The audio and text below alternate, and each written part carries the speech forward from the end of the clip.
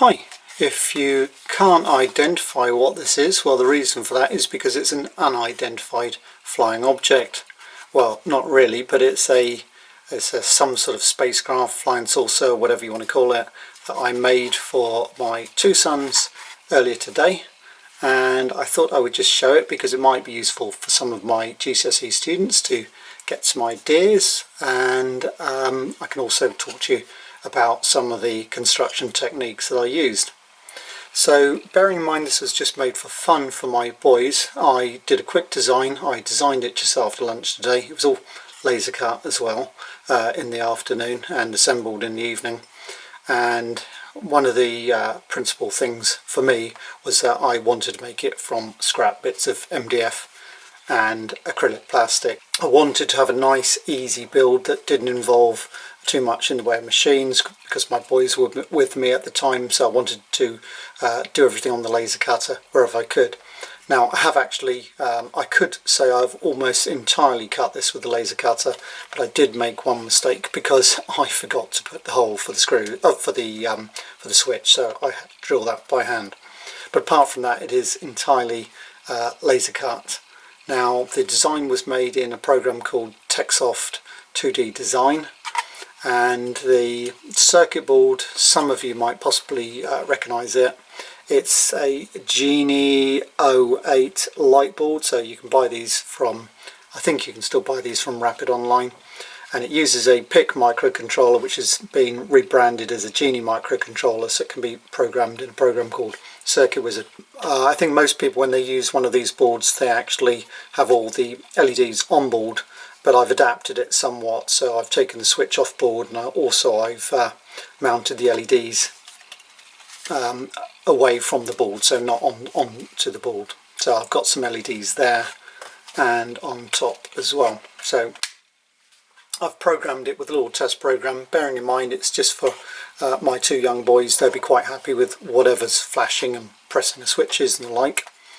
So it goes through a little bit of a pattern there, and then it goes to sleep for a couple of seconds. That's to save the batteries, and then does a brief flash, and then goes to sleep again. Now I think the reason why I've chosen to get it to go to sleep a bit is to conserve the battery, because my lads do forget to turn stuff like this off. I think it would have been even better if I got it to go to sleep for an increasingly long duration. However, my concern is that with my boys, if it's not off and looks like it's not responding, they might then like get frustrated with it or something. So I've actually not optimized the battery saving as much as I could have. But there's this mode switch as well, which I've programmed this. So if I press this now, that works at whatever point in the program, because I've used an interrupt. So as soon as that switch is pressed, it calls an interrupt service routine, or an interrupt service routine runs. So then that code runs, and so we could get that to go again. Now I don't know how well you see this on the in the video, but there's pulse width modulation of that LED, so it's changing the brightness by changing the duty cycle. So you'll see here that, you know, it's quite a lot of layers here, so I've had to use extra long screws. These are M3 screws. They're about the longest ones I could get. In fact, they were just a shade too long, and rather than cut them off, I decided to put these laser cut plastic spacers in. I think it looks alright like that. It also saved me the effort of just cutting it off. That, I think, is quite good. That holds all those layers together, and I probably shouldn't need to take the layers apart unless I want to reprogram the chip. But on the other hand, taking the batteries out, I definitely didn't want screws going all the way through and then with the nuts on the other side, because then I'd have to take this off to gain access to the nuts. So let me show you what I did there. And also I didn't want too much screw thread to have to undo. Now you see that's quite a short screw, so you might wonder, and it's a machine screw as well, it's not a wood screw, so you might wonder where that actually screws into. And I don't have threaded inserts, although threaded inserts would be an option of course, but I don't have any. So what I did, let me get this one out. So what I did was approximately, I think it was the second layer in, about the second layer in, I've actually held captive a nut, so rather than just having these holes, round holes, laser cut right through, I think the second layer in is actually a hexagonal shape which the machine nut can rest in, and then when I've glued all these layers together, that nut's now held captive so it won't turn. So I'm quite happy with that. As you can see, the batteries are held in tightly. I mean, even if I shake it up and down, that's a friction fit, they're not even glued in. So I did have to, of course, include a small hole for the battery leads to go through. Incidentally, when I was gluing this up, I really wasn't thinking I was going to have the text, this text, which says, it's got my name on there, Pitsy. Space is not my name, but obviously why I've put a space on there, because it's space themed. But I had in plan to actually have the text on the top, and I'm not trying to blame my lads, I was just talking to my lads at the same time as I was gluing it up, and yeah, really didn't engage my brain. So yeah, I should have thought about that actually. What I would do if I were going to do this again, by the way, this, you might think, well, if you leave one screw in, can you slide it around? Well, you can't, because it hits these. Okay, so I could always redesign this, of course, but I think what would be a better design would be to have a slot here, so if I remove one screw and then loosen one screw, then it could unslot like that and then come out. Something like that I think would be quite nice. But overall, I'm quite happy with this, and I'm sure a 3 and a 4-year-old, which is the age of my boys, they will be more than happy with this. In fact, they're going to fight over it tomorrow. I made them a couple of rockets earlier in the week, and I had to make 2 rockets because otherwise they don't like sharing, which I think is quite typical of kids their age, of course.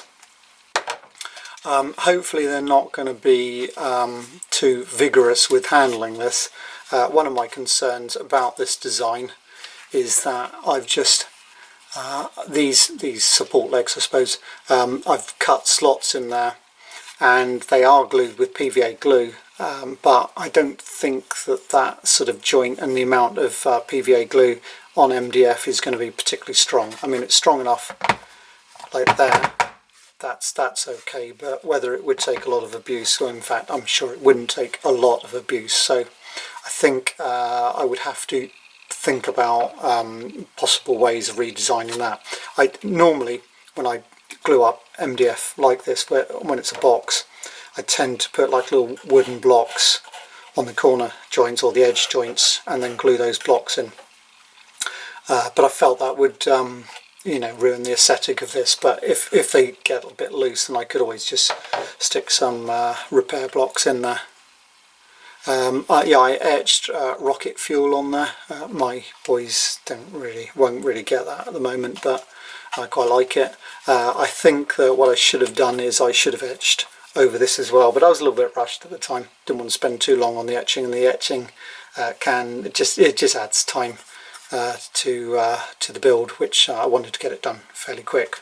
So I would etch around here, I would etch over here, or I could possibly cover it and then laminate it. I've done that, or some of my students have also done that, which works quite well. But the overall sort of aesthetic of it, I'm quite happy with it.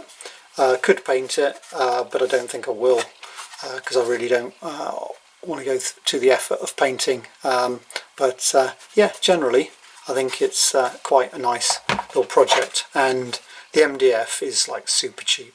Well, I don't know whether you've actually managed to stick through watching the video so far, but if you are interested, or maybe you want to see my design files, I might post them. Just let me know, just add a comment, and yeah, maybe I could share that if there's any interest. Okay, well, maybe we should try it under different lighting. I don't know how well this is going to work. Probably not very well at all. Yeah, I think my video camera is not going to be very good in this light, but you get the idea anyway. And then let's try pressing this. Okay, yeah, it's really struggling. It can't focus in this light. Oh, there, white out. Okay, anyway, that's it. If you enjoyed the video or if you've got any questions, just post a comment, and I really appreciate it if you could add the thumbs up as well. Thanks very much for watching then.